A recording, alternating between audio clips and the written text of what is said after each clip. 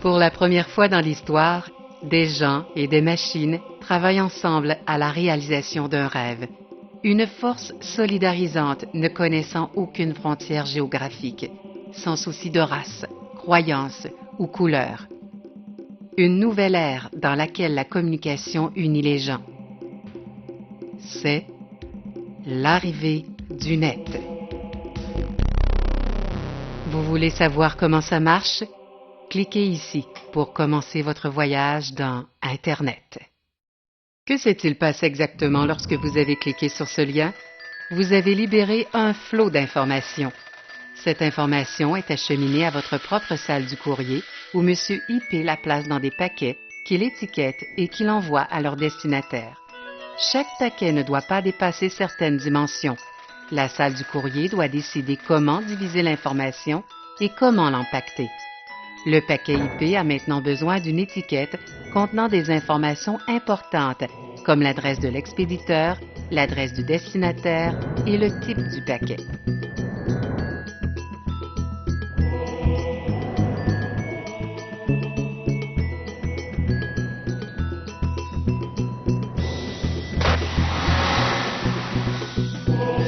Comme ce paquet particulier s'en va dans Internet, il lui faut aussi l'adresse d'un serveur mandataire qui a un rôle spécial que nous verrons plus tard. Le paquet est maintenant envoyé sur votre réseau local. Ce réseau est utilisé pour connecter tous les ordinateurs, routeurs, imprimantes et autres machines du réseau local et permettre un échange d'informations au sein des murs physiques de l'immeuble. Le réseau local est un endroit très peu contrôlé et, malheureusement, des accidents arrivent.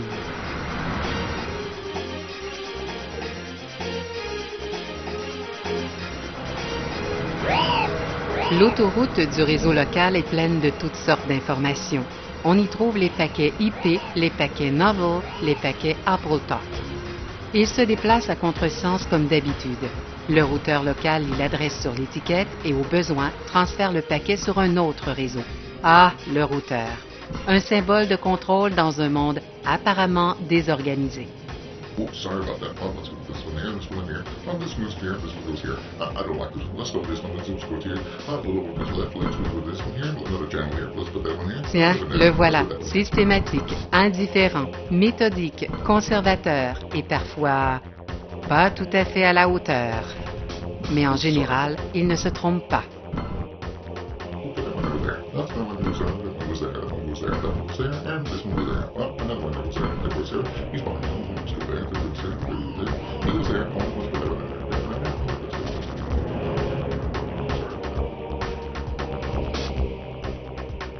En quittant le routeur, les paquets se dirigent vers l'intranet de votre entreprise et vont droit au commutateur du routeur.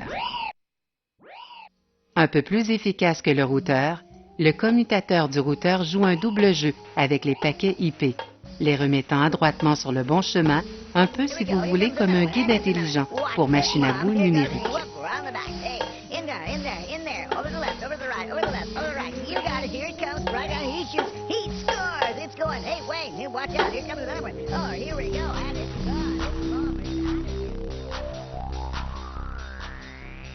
Lorsque les paquets arrivent à destination, ils sont ramassés par l'interface du réseau, prêts à être acheminés au niveau supérieur, c'est-à-dire chez le mandataire.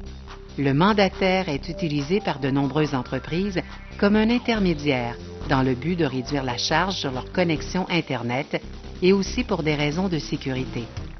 On peut voir que les paquets ont tous des dimensions qui varient selon leur contenu.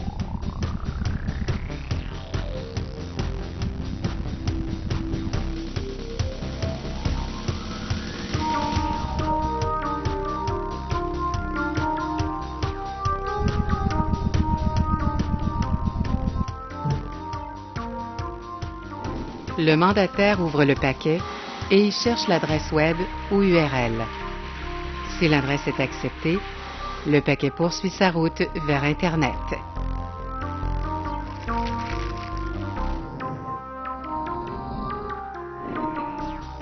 Il existe cependant des adresses qui sont rejetées par le mandataire, c'est-à-dire en vertu des directives de la direction de votre entreprise. Ces paquets sont traités de façon sommaire. Nous n'allons pas toucher à cela. Par contre, si l'adresse est acceptée, le paquet reprend sa route.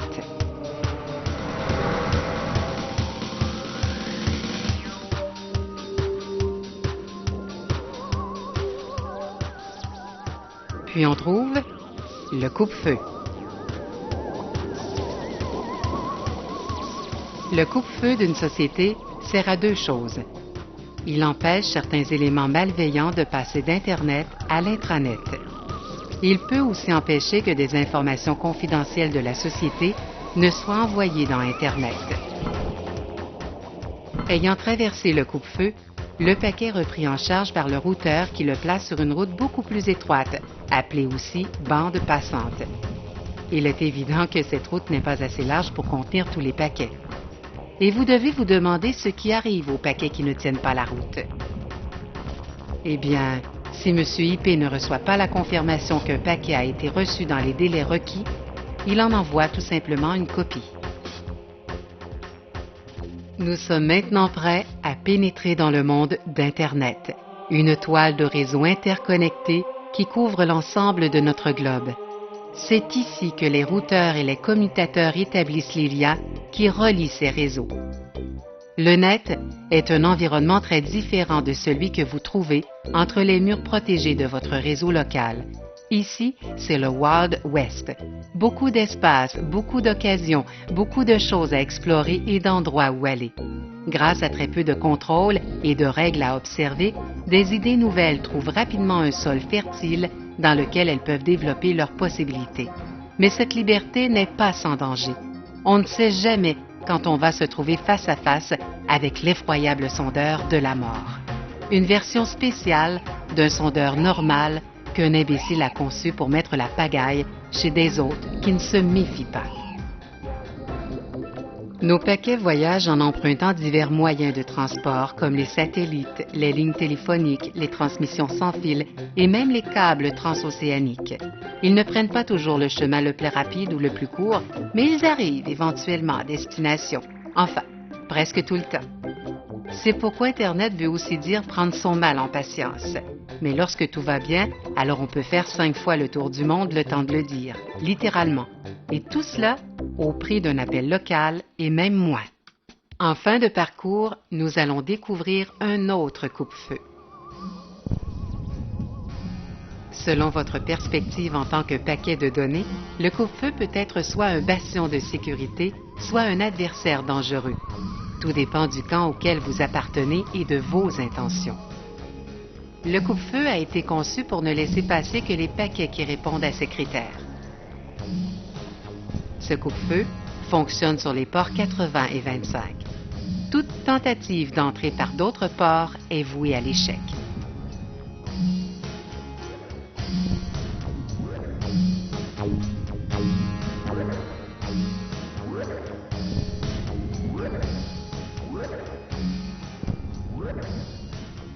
Le port 25 est utilisé pour les paquets de courriel, alors que le port 80 sert d'entrée aux paquets provenant d'Internet et se dirigeant vers le serveur web.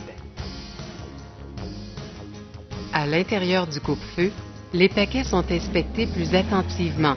Certains paquets passent vite à la douane, pendant que d'autres ont l'air un peu plus douteux. L'officier du coupe-feu ne se laisse pas tromper facilement, comme lorsque ce paquet sondeur de la mort essaie de se faire passer pour un paquet sondeur normal. It's okay, go on. It's okay. No problem. Have a nice day. We out of here. Bye. Pour tous les paquets qui ont eu la chance de survivre jusque-là, le voyage touche à sa fin. Il ne leur reste plus qu'à s'aligner sur l'interface pour se voir transportés dans le serveur web. De nos jours, un serveur web peut fonctionner sur divers appareils, allant de l'ordinateur central à une webcam, en passant bien sûr par l'ordinateur de bureau. Et pourquoi pas votre réfrigérateur? Bien configuré, il pourra vous dire si vous avez les ingrédients nécessaires pour faire un poulet chasseur ou si vous devez aller les acheter. Rappelez-vous qu'avec l'arrivée du net, presque tout devient possible. Un par un, les paquets sont reçus, ouverts et déballés. L'information qu'il contenait, c'est-à-dire votre requête d'information, est envoyée à l'application du serveur web.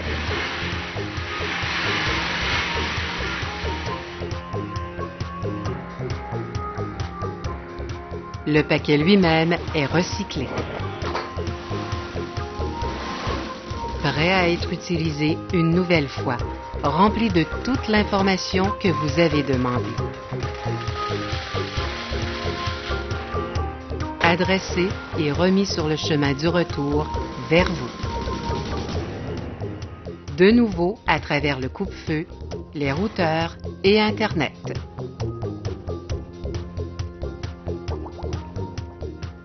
De retour au travers du coupe-feu de votre entreprise. Sur votre interface. Prêt à fournir à votre navigateur web l'information que vous avez demandée, c'est-à-dire ce film.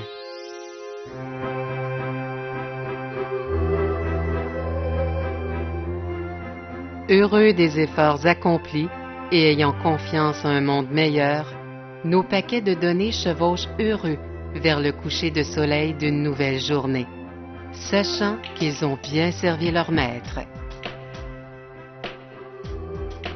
N'est-ce pas là un bel épilogue?